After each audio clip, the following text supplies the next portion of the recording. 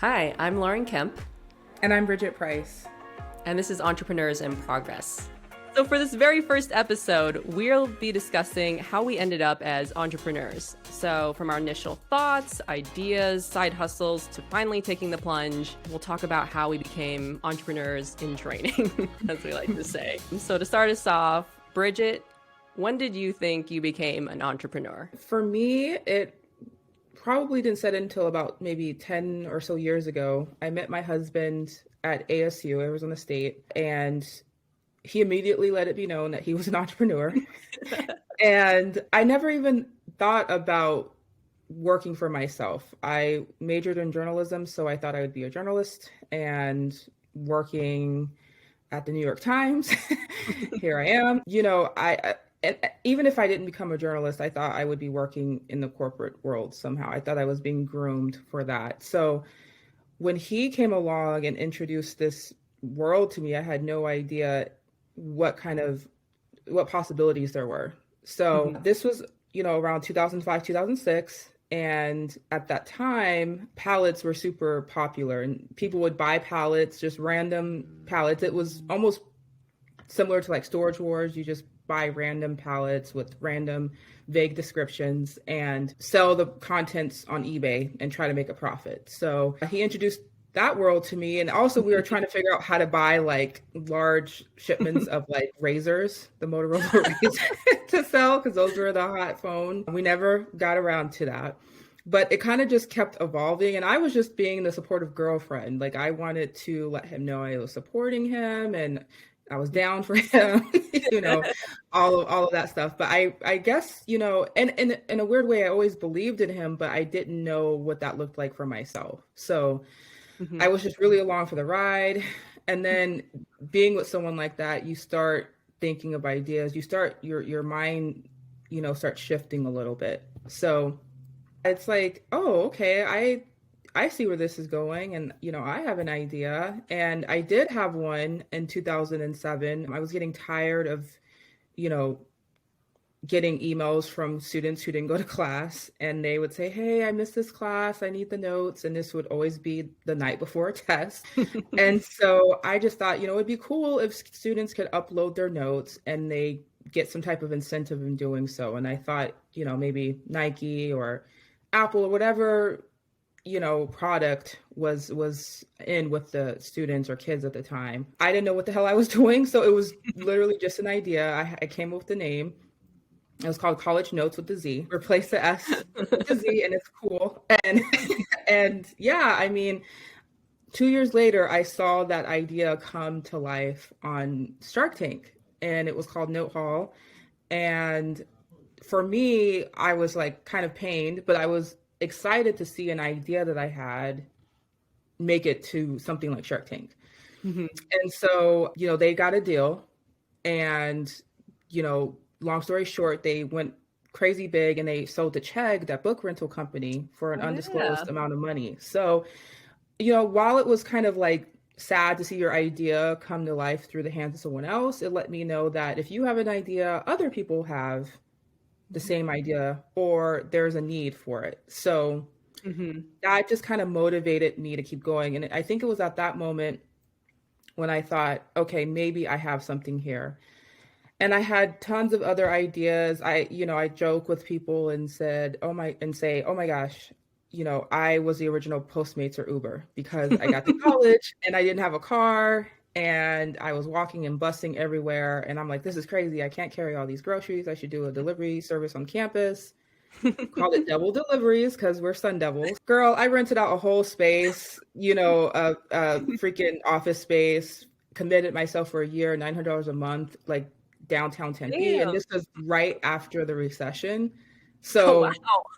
girl, again, I didn't know what I was doing.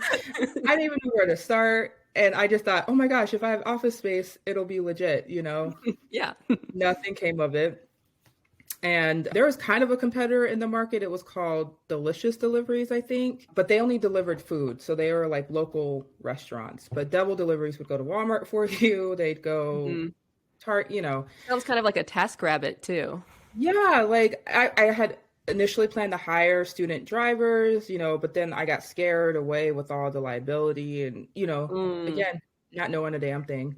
Yeah, liability insurance is not something you normally think of when you're starting a business. Yeah, I didn't think about the infrastructure that deeply. Like, I'm like, oh my gosh, what if someone orders and wants alcohol? Like, I can't have that type of liability and have someone deliver alcohol to the dorms and Hmm. just all of these things. So, yeah, I mean, I would say 2008, 9 is when I really knew, like, okay, this is something that is in me. And though I worked full time since then and, was trying to find my way, I think I knew at that Yeah. time. And my husband completely, you know, he molded me. And I haven't really looked back since. So, how about you? Well, first off, before I jump into my story, I would like to tell our listeners how we met. So Yeah. it was through our husbands, Marcus Hmm. and Brian. They met at ASU and bonded over their entrepreneurial spirits. It's like I feel Uh, like they instantly clicked because I'll never forget when Marcus came home to tell me about Brian. So I'm like, oh, cool, you have a new friend. Yeah, and Brian has like always known that he wanted to be his own boss and wanted to be an entrepreneur at some point in the future and had a bunch of, different ideas. And as we have joked about, we were the reluctant entrepreneurs that got sucked into their life. And I Yep. think that a lot of people do have that entrepreneurial spirit. Like people come up with like ways to solve things, side hustles, like different ideas. And I see it within many people, but definitely like Brian and Marcus had really like pulled us into that. Like it's such a big jump to get there. So for Yeah. how I became an entrepreneur, I'm relatively new. It's only been a few years and I still feel weird about the label entrepreneur, which we'll discuss later. So I think it started, a few years ago and I had, I've had ideas over the years. My first business idea and the problem that middle school Lauren wanted to solve was it's dinner time and I love pizza, but I also love Chinese food. My first idea was called Grandma's Chinesa because they, they would provide Oh, pizza and Chinese oh my food. God. And I called it Grandma's Chinesa because I figured I wouldn't get to this idea until I was old. But obviously now I'm like, I would never buy from a place that thinks they know how to do pizza right and Right. Chinese food right. I laugh There about are it. restaurants like that now. Like in South Phoenix, there's a Mexican and Chinese restaurant. What? Yeah. Yeah, it's interesting. I think they had the same thought. And they've been the staple there for like over 40 years. I have to ask Marcus what the name is, but We'll have to yeah. go check it out because maybe Yeah. this. Yeah. Yeah. Listen, that I think you said sixth grade or seventh grade, Lauren. That's somewhere in there. She knew what she was talking about. Like she already. But like you, I never like I, felt like, oh, I'm just gonna go in the corporate world and climb the corporate ladder like the main role models in my family have done. And I never viewed myself as actually becoming an entrepreneur. I never thought to myself, oh yeah, like this is what I want to do when I grow up. So yeah. And I remember driving around with Brian and kind of looking around at businesses when, I started having more ideas and started getting closer to actually pursuing one. And I'd look at a business and be like, you're in business? Like, Hmm. if you're in business, like, why not us? Like, that was the Hmm. question that I would like turn and tell Brian all the time, like, you know what? If they can do it, like, why not us? And first of all, it's not as easy as it looks. So, one, actually, like, putting together a business and building one is really, really hard. Yep. And two, you don't know how successful that business actually is. You don't know what their margins, their profit, like Yep. you can't tell just by looking at it, like, like a book. But so I gained a lot of respect actually for all of Yeah. those businesses that I used to be like, ew, like your logo is not that cool. Or like, We you don't look totally like used to you're be so like, judgmental. Like, oh my God, yeah, they're like, doing how are you I still in business? I'm like, oh, okay, yeah. like, And good then job. you get in there and you're quickly pointing out everything you would do better and Yeah. your feet are to the fire and like, holy crap, I can't. Yeah, it's I totally don't know. different and it's totally changed how I look and definitely respect like other entrepreneurs and small businesses and owners and all that. Interesting story about being hella judgy. Right. We totally thought we could take over the promotions game because Marcus, like Brian, they have that creative flair. So Hmm. Marcus was a graphic designer, and he actually, one of his businesses that were successful in college was a print shop business. So he would print flyers for promotional events and things like that. And so we had the grand idea to start a promotions company.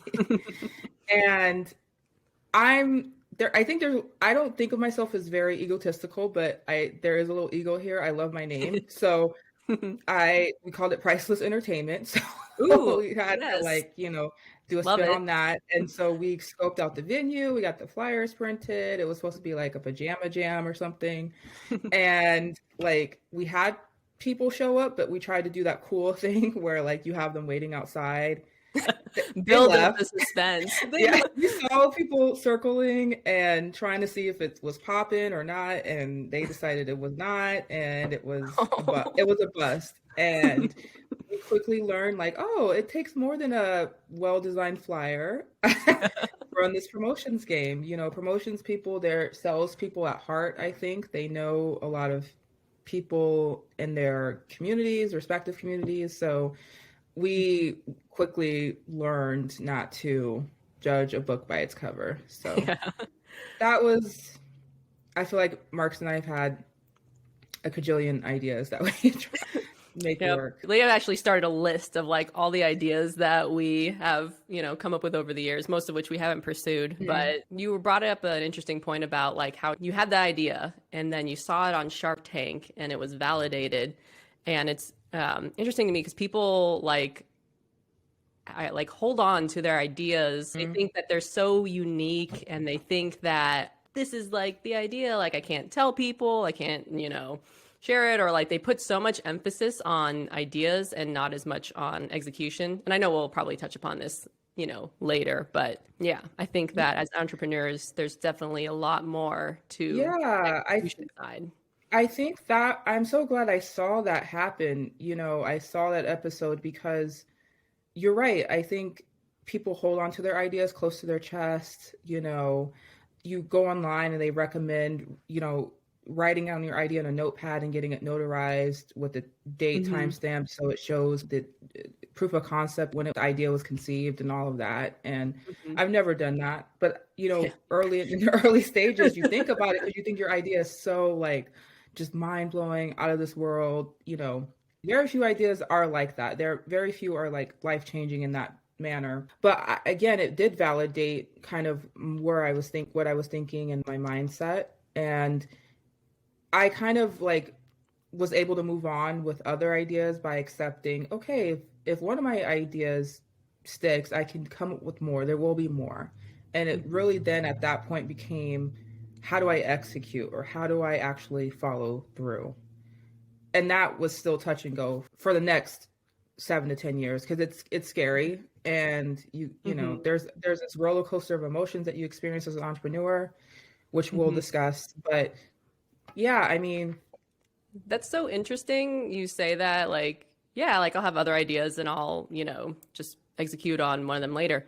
For me, when I was working on Cozy Cactus, like my big fear was like, I only have one idea. Like, I've never been mm, at least I thought to myself, I've never been the ideas person. Like Brian has like millions of ideas. Like I can run with something, but right. I never considered myself, oh, I'm going to have idea after idea after idea. And I had that fear like, oh my God, if this doesn't work, then I'm screwed. Like, that can definitely be a fear for entrepreneurs. Like there's the execution side, and then there's the I may never have another idea again that I'm going Right. to be passionate about, that I'm going to like really want to pursue for years, because this Yeah.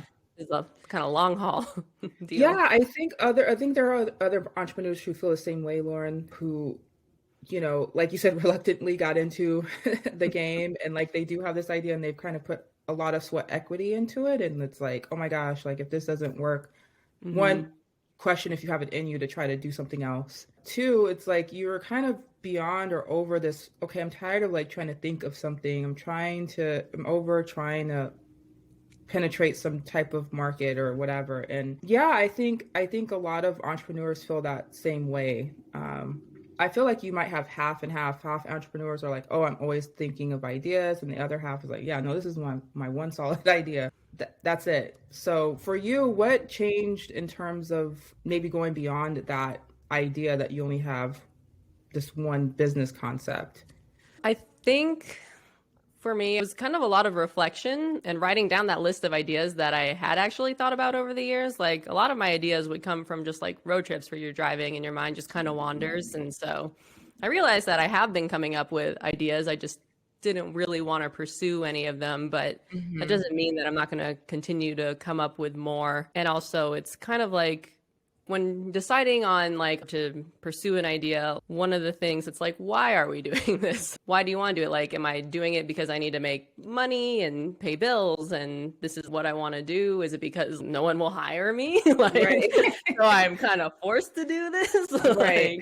Like, or, like I think if you want it bad enough, you find a way. I've seen Brian Hmm. do this over and over again where he'll go work a job and then Hmm. he'll take off a year to do art. And then Yep. he'll if like, oh, didn't work out this time, like go work a job and Yep. then try something else. And that I found really inspiring because a lot of times you think, oh my God, if I don't have a job, I'm never going to get another one, especially when you're Hmm. in the middle of the job interview process, which is soul crushing. Yeah. Like, it's just Yep. it's terrible. There will always be jobs. There's always a way for you to make money. Sometimes you got to teach yourself a new skill. Like Yeah. it's not just going to magically come to you. You're not going to magically have all these options. You have to do some of the work too. Yeah. But Brian's mindset was, you know what, there's always going to be a job I could go back to in the corporate world somewhere. It might not be like as high paying as it would have been if I had stayed in the corporate world for, 10 years. Mhm. It might not be what I even want to do because obviously he wanted to be his own boss, but he was like, there's always something I can go back to. And then if you just keep trying, you know, it's always about how long in the game can we stay? Like, Yeah. can we Yeah. stay in the game long enough to figure it out and become successful? And Right. we're still in the game. We're not Yep. quite like we haven't said. I wouldn't say we've made it, but Yeah. we're doing okay. Like we're You're above, making our you're way. you're kind of seeing like above the fray, like what Hmm. this could actually be long term. But yeah, there's always that cautious, kind of, you know, we're gonna see how this rides out. But I have to say, I would imagine that the further you get into your business and the more success you experience, it might be harder to talk yourself into going back to work. Hmm. And I feel like that might be an easier conversation when you're starting a new venture or a new project or a new business. Okay, if this doesn't work out, I can go back to work. Kind of when you're in it, I can't, we haven't experienced that just yet, and I hope we don't. That Hmm. where we're in it, something happens, and like now we really have to consider going back to work. I could see that being very disheartening. And who knows? It's likely too. I think there's a number of entrepreneurs who got burned out on being an entrepreneur and they just said, Yeah. forget it. I'm just gonna do my 9 to 5 and keep Hmm. it pushing. Yeah, and I don't Um, think there's anything wrong with that either. yeah, I would have been perfectly happy being in, one of those jobs. I usually yep, was like yeah, for a little bit. I told Brian I'd be a happy little cog. Like I'm a stability person. I like stability. Entrepreneur right, life is very unstable, yeah, very up and down. And I've definitely learned to kind of roll with it more and try to be more stoic and go with it. But it was hard at first as someone who likes structure, who likes, getting my paycheck every 2 weeks and having the ability to, separate more easily, like right. life from work. Yeah, no, I would agree with that. Marcus felt the same way that Brian did. If I needed to go back to work, I could. Do I want to? Hell no.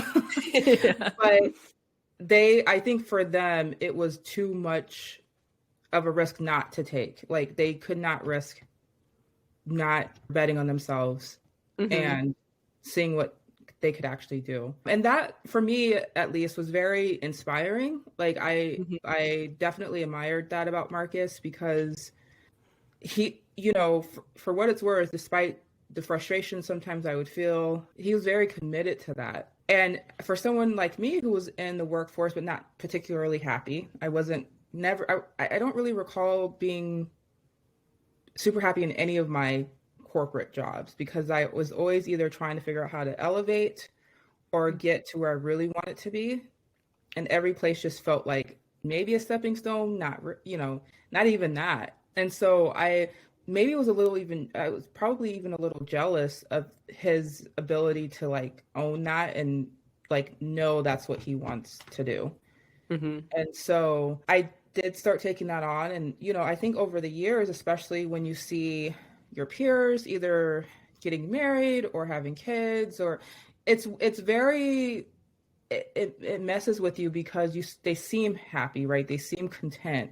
And you start developing this mindset of, oh, there could be so much more. And there could be more. And maybe they don't recognize it. And so, yeah, you talk yourself into, saying, I can work, I'll be a happy cog, like and then you get there and it's soul sucking and you deal with office politics and it's just kind of not where you want to be. So, What I think I found, and I think maybe you did too, was like, you start at a new place, you're in that little honeymoon phase, you're happy, like you maybe just got a pay bump from where your previous place was, but then you hit a roadblock. I have left jobs because there was nowhere to grow. I'd reached like what I felt was my potential there and I couldn't find a way up. So I'm like, okay, I'm going to go elsewhere. Or I right, had a bad boss, or I liked my boss, but the actual job role wasn't a fit. And things constantly change and happen. And you have the most control if it's your own business. right. And that's something that where, if you're not happy, you can change a lot of things about what you're doing, whereas if you're at a company, you don't have that control. Right. And yeah, like I'd always been like, I want to stay at a place. I don't like job hopping. Job hopping sucks. Like you have to go through the job hunt Yeah. process again. You have to do all Yeah. the interviews. You have to start somewhere new and build up relationships. My parents call me like, the millennial job hopper, which I am, but Yeah. it's But you not didn't because want to be. I didn't Yeah. want to be. Like, wanted to be happy. And I also wasn't willing to settle for staying at a job for 6 years that I wasn't like Mm. happy with. You spend so much time working. And for me, I did not want to stay anywhere where I was unhappy for like, longer than a year. Yeah. It's, interesting because I totally agree with you 100% on that. We're in that weird millennial phase where it's still partially looked down upon for job hopping, but it's becoming so frequent. Like it's just, Hmm. it is what it is now. Gen Zers are lucky for that because it's really hard to stay at any job, I feel, for longer than 2 years. And so, but I think we didn't want to do that, right? We wanted to grow, we wanted to climb the corporate ladder, we wanted Hmm. to, Yeah.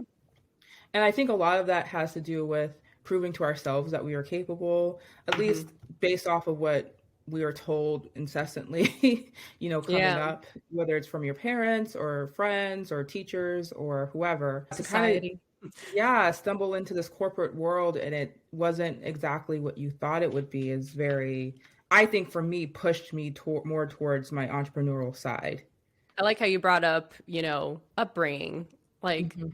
how did your upbringing encourage or discourage, or kind of neither, when it comes to entrepreneurship and where you are now? That's a great question. We don't have entrepreneurs in my family. So everything was really about having a good job, working hard and that type of thing. So and one thing Marcus always used to say to me that stuck out to me was his family growing up for him always said go to college and get a good job. Hmm. And he always questioned why couldn't it be great?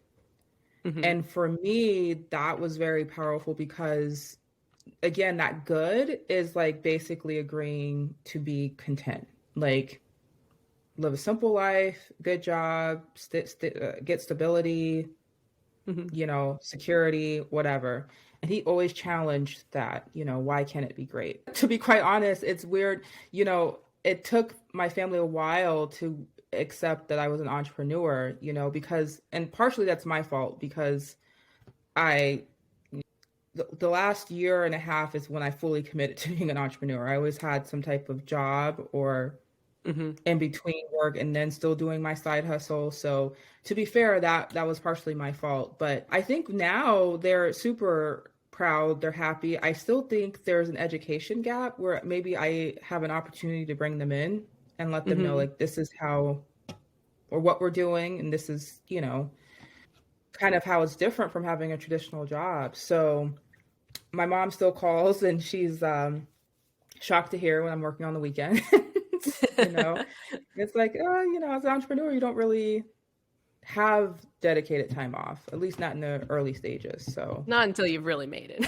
right, and we're working there. We're Then you getting get there. all the time off, right? Yeah, yeah, all the time. And, I can just sip martinis and wine and be happy. How about you? Did you have a family of entrepreneurs or?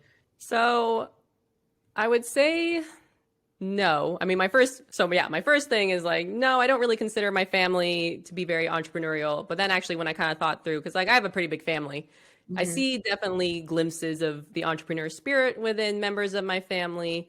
And definitely there are some members of my family that are more entrepreneurial. I'm just not as close with them. So like mhm, when I think about like my main mentors, like influencers, like the people that I really looked up to, like my parents and my aunts, they did the corporate thing. Like mhm, my mhm, dad started at Oracle and he brought in like more mhm. of my family. Like we were like a family of Oracle people back in the day. And now a couple of them are still at and back at Oracle. But yeah, like my dad instilled in me, you work hard and Mm, things will work out. yeah, And, more or less, like obviously there's a ton of nuance to that statement. So before yeah. anyone jumps down my throat on that, but Yeah, no, it just is like the idea that, again, you follow this kind of path, right? You, Mhm. like you said, work hard. Same with my family. You work hard, you do the right thing. You know what I mean? You follow these predestined steps and you'll experience some Mhm. success. I think it's worth noting too, my parents they're like more risk averse. So like that upbringing like definitely was more like along follow this path. But I think society in general, when I think about growing up, kids aren't like, I'm going to be an entrepreneur when I grow up. They're like, I'm going to be a No, fireman or a policeman or an astronaut or engineer, anything but entrepreneur. Like it's not really encouraged, I believe. yeah. I had my first taste of being an a entrepreneur in fifth grade. We had this all day event called, I believe it was Youngstown. I might have that wrong. I have to double check. But basically, it was this all day event where we were in charge of our own city. So we elected a mayor, and my twin brother was actually the mayor. And, we had small business owners, and they gave us money, and we earned money based on our occupation, and we'd go around Oh, buying wow. stuff. And so that was a really fun day. And I feel like that was the first time that we looked at like owning a business and being in charge and that type of thing. So, but other than that, yeah, I don't recall, a lot of kids saying, I'm going to own my own Run my business. own I'm going to business. do Yeah. this. Yeah. I thought in eighth grade, I thought I'd be a lawyer. Mhm. I thought in high school I'd be a psychologist, but yeah, never a business owner. I thought I was going to be a professional softball player. Okay. Yes. I thought I was going to go to the WNBA too. That did not happen, clearly.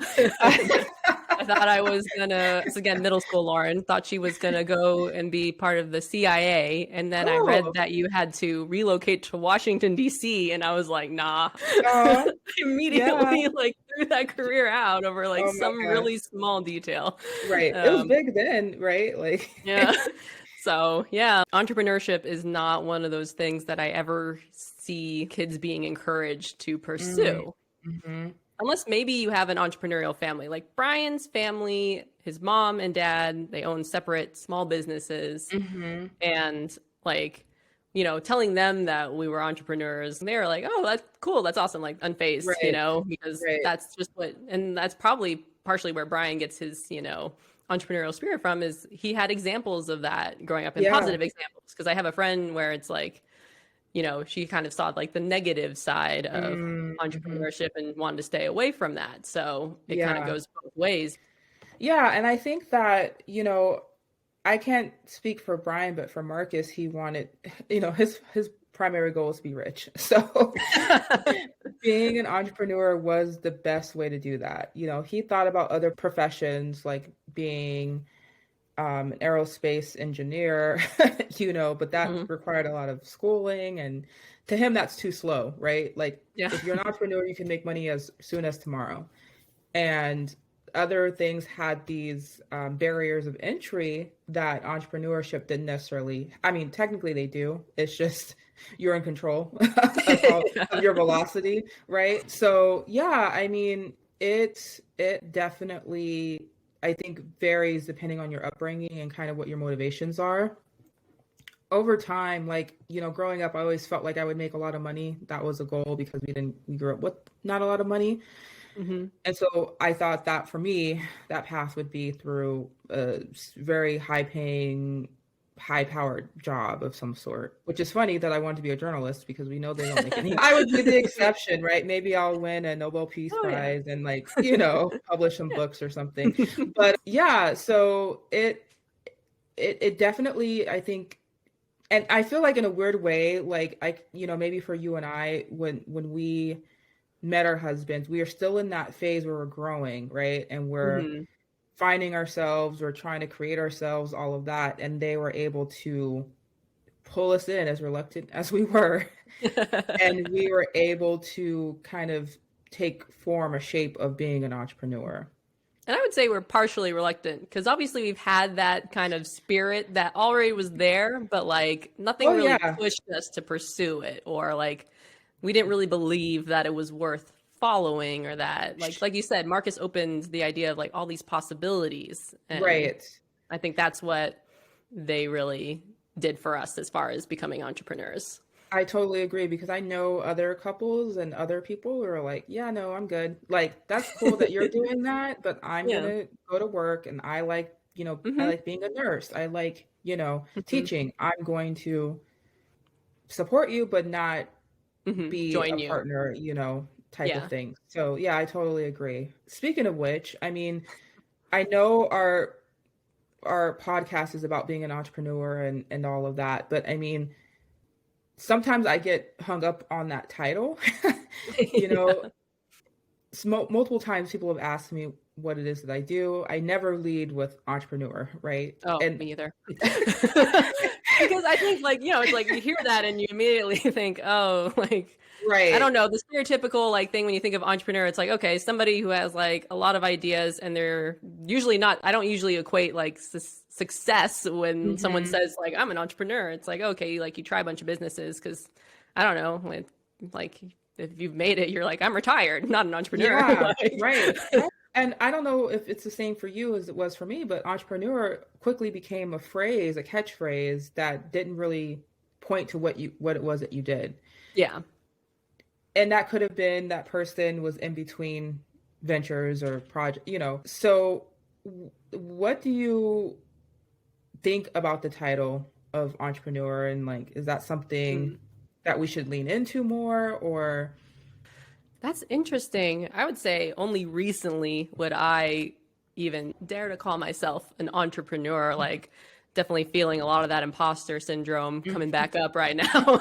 Like, oh, right, I'm an entrepreneur. I'm like, right, because it has a certain like weight to it. I don't know. Like, even though like it's associated with things like ideas or the struggling, hmm, entrepreneur that hasn't quite figured out. Like, there's also, I feel like it's like a bold statement almost like mm, like I'm someone who's an entrepreneur who's going after like building a business, and people have a lot of mixed, feelings about all that. But for me, being an entrepreneur is just, someone who wants to start their own business. There's so many different types of entrepreneurs. It doesn't have to necessarily be building a enterprise company. I think it'd be good to encourage it more. Like you said, we said society doesn't really encourage like at least kids to, grow up and be entrepreneurs. And I think that entrepreneur is just so misunderstood too. I mean, hmm, like that's kind of hmm, partly why we're doing this yep, podcast too, because there's a certain stereotype, and you immediately think of like, at least I think of like Silicon Valley and yeah, the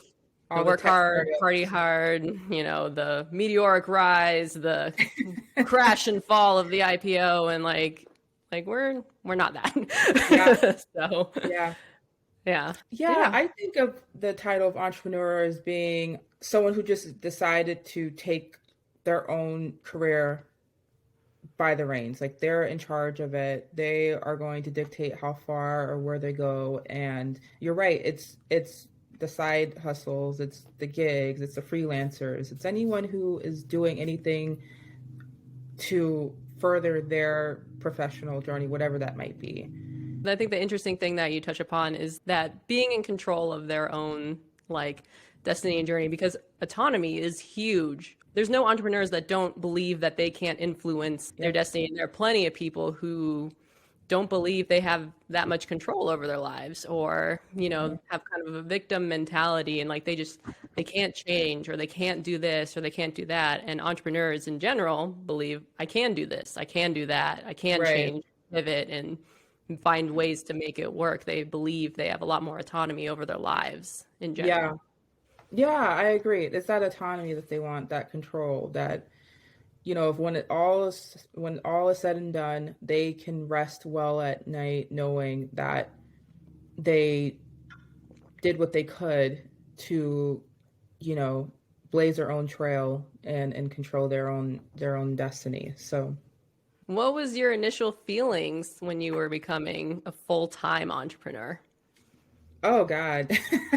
Well, I still feel, I guess I'm pausing because I feel still the same initial feelings, right? I think there's always like this residual fear that you kind of learn to navigate and accept and you kind of manage through. I think I'm like 99% of the world. I'm afraid of failing, right? And I understand that sometimes you just have to change the idea of what failure means, not take it so literally, but more as a lesson, or even accepting that you are going to fail. Yeah. And once you do that, you kind of embrace it. You can kind of roll with the punches and that type of thing. But yeah, fear of failing, fear of, this sounds really crazy, but fear of actually meeting and exceeding my expectations. Like Hmm. who I know I can be and what my potential is, and actually realizing that. And it sounds crazy to be afraid of that, but I think there are a lot of people who are afraid of realizing their Hmm. potential. Yeah, totally. I think maybe because it comes with like a great responsibility, Hmm. you know what I mean? Pressure, you know. And the question is sometimes, is that really sustainable? And we see how we kind of hold certain successful people to the fire, and Hmm. it's a hard weight to carry sometimes. So my initial feelings were definitely fear, but I was excited at the same time, right? And I've had moments like I feel like I was a start, stop, and go type of entrepreneur. I'd start, Yeah. stop, then go, and then and so now that I'm pretty much just full on in, there's excitement, there's fatigue sometimes, to be quite honest, just Hmm. trying to get to a place where I feel like, oh, I did it. Yeah. I feel like that takes a really long time. And I would arguably say that a lot of successful entrepreneurs still feel like they haven't achieved what they set out to do. And I think that's Hmm. the strength of being an entrepreneur is constantly striving to improve, and it's just really, it's no end goal, quite honestly. So even if you rest for a few years and you've collected ideally some millions of dollars, I always feel like if you're an entrepreneur, you're always going to have your hand in something.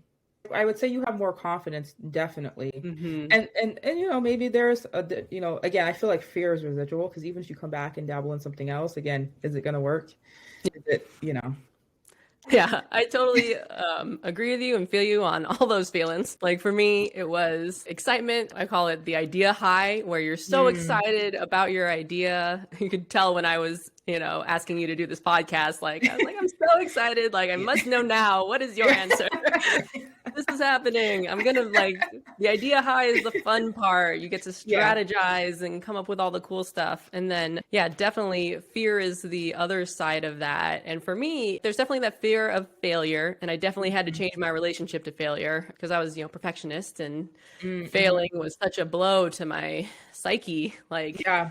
all Yeah. the time. And not only are you failing, you're failing very publicly, like Right. in front of Yeah. your friends and family and everyone to see. So there's that fear of failure, that fear of judgment from people. Like I would start getting embarrassed telling people every new idea I had, like, Yeah. you Oh my know, gosh. like, That's like a whole another conversation. yeah. Oh my gosh, I'm glad you mentioned embarrassment because some Mhm. weird way there is like some embarrassment associated with it because depending on where you are in the process, if you're kind of like how we were, coming up with ideas, not completely executing or whatever the case may be, the person you are meeting up for drinks with or asking you what you're doing and you're like, Yeah, and they're like, "Oh, like which business is this?" yeah. Like I don't. After a while, I was like, "I don't expect you to remember the names of all these things. Like, just Yeah. don't worry about it.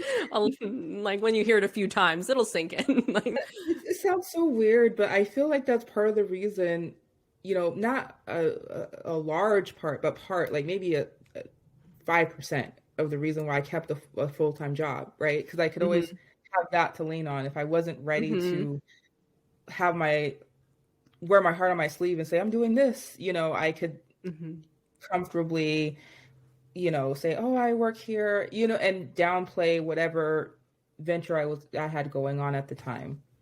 And I will say, like at the part where like we are in the process where we have had like some success, haven't made it, but are feeling more confident about like what we're actually doing.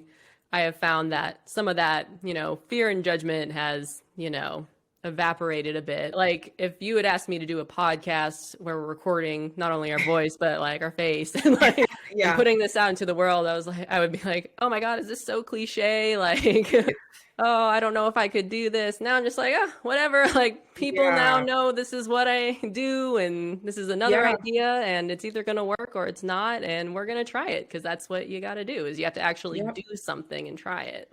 Yeah, absolutely. I think unfortunately a lot of entrepreneurs get stuck in that space where they have this great idea, they might even have the working pieces, but they aren't following through. And life gets in the way and it's Yeah, hard and again, it's super hard. I think that fear is what kind of, keeps their feet stuck to the ground and you just got to take one step forward each day and for me I have a list of things. I try to accomplish 3 things on my list that Hmm. work that furthers me in my pursuit of entrepreneur Mm-hmm. life, whether it's a new project I'm working on or my existing business and how to grow it. I make sure I try to get those 3 things done, Mm-hmm. so I can be that much closer. So Yeah, that's um important because the motivation like goes up and yeah, down. It's tough to stick with something, especially if you don't know if that thing is actually going to pay off. Like you could be absolutely. sinking in so much time, so much money if you're bootstrapping or investor money. Oh You my could be gosh. sinking both and you're Yeah. not sure if this is actually going to pay off. Like I'm sure you and Marcus, like me and Brian have sunk money and time and Mhm. effort into ideas that did not work out and that sucks. Oh, it sucks so bad. Our current venture, I mean, this was the most apprehensive I've been with the new business ever. And I let it be known. Of course, just who I am by nature, I was always supporting my husband and helping him, but I was very skeptical about making money, turning profit, and it's actually happening. It's like, holy crap, like, was that the secret? Not to believe? Because, after a while, you do feel a sense of disappointment, like, this didn't make as much money as I wanted it to make, or this took way Mhm. more time than I expected it to take. Do I have the time to commit? Like, this is a lot. So, but yeah, I think, I feel lucky that we have partners to that extent because Mhm. that's the other thing I think about entrepreneurship. It's really hard to do it by yourself. Yeah, it's Um, definitely not something that I would recommend tackling on your own because there's just so yeah. much. It's not like one job where you're like, oh, I have to be good at this like one thing hmm and I can do hmm that. You have to know so many other different things and it's tough. Like, Yeah, and yeah. if you don't know it, I always recommend delegation. But of course, when you're starting out, can you afford to delegate? That's always the balance and a tough question to answer. So, Well, so, one of the things we have written down, do we dare, give advice to mhm. aspiring entrepreneurs or like what things do you wish you had known before you had become an entrepreneur? Well, I think for anyone listening, I want to, you know, kind of share this disclaimer. We are not trying to like necessarily give advice or say we know it all because we don't. And I think that, Lauren came to me with this idea of the podcast to really share our stories and connect with other people who are going through this entrepreneur experience, not the ones who, and no shade, but not the ones who've, have gone through series A, B rounds of investing and the typical, I guess, what you only see like on TV or in the media, like these huge tech startup booms. We're just two female entrepreneurs who really have bonded over our experiences and thought it was important to kind of share those. So we don't want to give advice, Yeah. but we do sometimes want to kind of sow some seeds of wisdom and kind of help others learn from our glorious mistakes. But yeah, I think, if you want to get started, or if you're in the process of getting started, if you have gotten started and you stopped, really assess your motivation and why you want to become an entrepreneur, because it's not easy. And I think we've read about this in multiple magazines or articles or, publications. A lot of people want to trade in the 9 to 5 for this exciting entrepreneurial life. Not You replace that 9 to 5 with a 24/24, 24/7. That's what it is. And I don't think people realize that. So especially if it's something you're passionate about, something you believe in, and you're investing your money, your time, it's not going to be between a set period of hours. So you have to kind of set and manage your expectations there. And the best way to do that is really assessing your motivation and why you want to work for yourself. Once you've gotten past that, again, we just touched on this. I think it's super important to find anyone you can work with, even if it's not in the full-time capacity, even if you're working with them 5-10 hours a week. That helps so much. And again, even sometimes with just having the accountability, having someone check in on you, if anyone tells you that they've done it by themselves, they're not, I don't think, being fully transparent. So I'm pretty sure there are some unicorns, lovely unicorns out there, but I would not recommend it because it becomes very daunting and you might become burnt out or jaded. So see if there's anyone who'd be willing to go in with you. Lastly, I would say don't overthink things. So if you have an idea, don't get hung up on the logo. Sometimes don't even get hung up on the name. Go through the process really quickly. That way you have momentum. We've all sat on ideas for years and we haven't done anything with them. And if you decide you want to do something, kind of just commit and roll with it. Otherwise it'll be a while before you kind of take that leap. So literally you got to rip the Band-Aid off and you got to just go for it. Yeah. I think like you and I talked about doing this podcast like 1 week ago, maybe 1.5 weeks ago, Yeah. And we're recording our first episode. A week ago. A week ago. And we're just jumping in and doing it. So Yeah. definitely love that advice. And yeah, just to reiterate, and also actually before I, jump into it, I want to point out too, like we also don't have kids. So it is definitely a different ball game if you are a parent, and we're not even going to pretend like we know what that life is like. So take this with a grain of salt if you are a parent. But yeah, like I came to Bridget with this idea because entrepreneurship can be very isolating and it can feel very lonely. And I love talking with Bridget and Marcus about it because there's not too many people who can relate to our specific situation, which is, married, working together, no kids, and we hope that, this podcast helps, inspire others who are considering entrepreneurship or are entrepreneurs in progress as well. And also to like raise more awareness because there's just such a stereotype around what an entrepreneurship is and that lifestyle in general. And as far as things that I wish I had known before becoming an entrepreneur, most of that revolves around choosing a partner and partnerships in general. That is really huge because I do believe that it's so tough to do it on your own. I would 100% recommend doing it with someone, and we're both fortunate that that someone is our husbands, and we, know how to work together, know how to communicate and get through, arguments or issues and stuff like that. So like, and they're, reliable, dependable, all those things. It is a lot tougher when it's somebody who is not, obviously Not on like the same page. yeah, not on the same page. When it comes to businesses, like you realize that no one is more invested in your idea or business than you are. And so that's why it's also hard to work with partners. And we'll do a whole, thing around that. But like definitely just wish I had better like known how to vet partners, what to look for, what not to look for. Like I did research before, and some of them worked out great. Some of them did not. And I just wish that maybe there was more resources, or maybe that I had like a better process for figuring out who should I work with on this idea. So, yeah.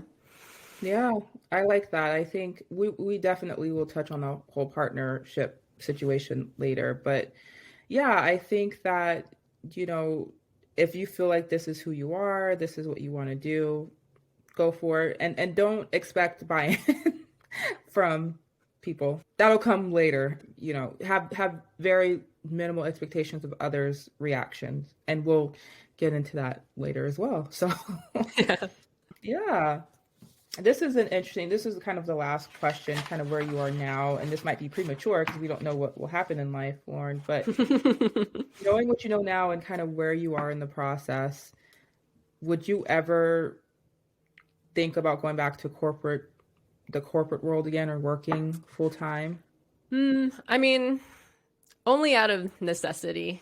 Like if I need to, if we need to make money, if we need to pay bills, I'm not going to be bitter about it. I'm going to do what I need to do to, Yeah.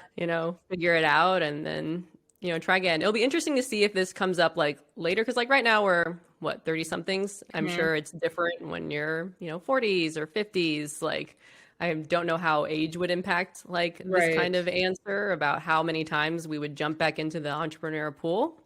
Right. But right now I would ideally not work for anyone. Like I love working for ourselves. I love working with Brian. I like having the flexible schedule. I like being in control of our processes, how we do things, culture, all that good stuff. So ideally, I would never go back. I know. Same here.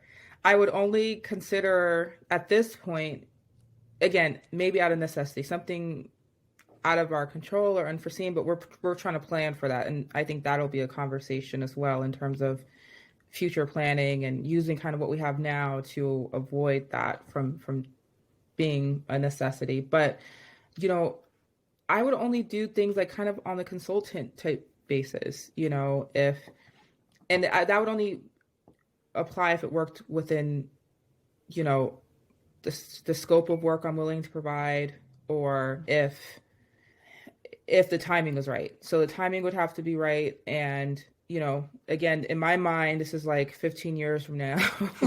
I've had a couple of successful ventures, and, I have some free time on my hands, and I'm, bored or something. But yeah, I don't think I struggled with the corporate world because I wanted to prove myself there. And it's sad because I think I wanted to prove myself for others, not for me. And so, with that said, I don't think it's really a fit for me and my talents. And I haven't, unfortunately, worked at a place that really allowed me to flourish and grow and do what I, felt like I was best at. So I do not want to go back. Yeah, I think for me, like I didn't mind being in the corporate world, but I always found like things, first of all, things change. People kind of think that they have a stable corporate job, but there are layoffs. People get fired. Like there are like bad things happen, and it's not. I don't think it's as secure as people think it is. No, it's not. I've been laid off twice, or maybe 3 times. Brian has. Yeah, it's not as stable as it is perceived to be. And I think when you're not prepared for that, that can be even more crushing. So yeah, I agree with you, what you said earlier, Lauren, like the honeymoon phase is always nice at a corporate job. Like they have all that swag that they try to lure you in with, and then that honeymoon phase, depending on your situation, can quickly wear off. So yeah.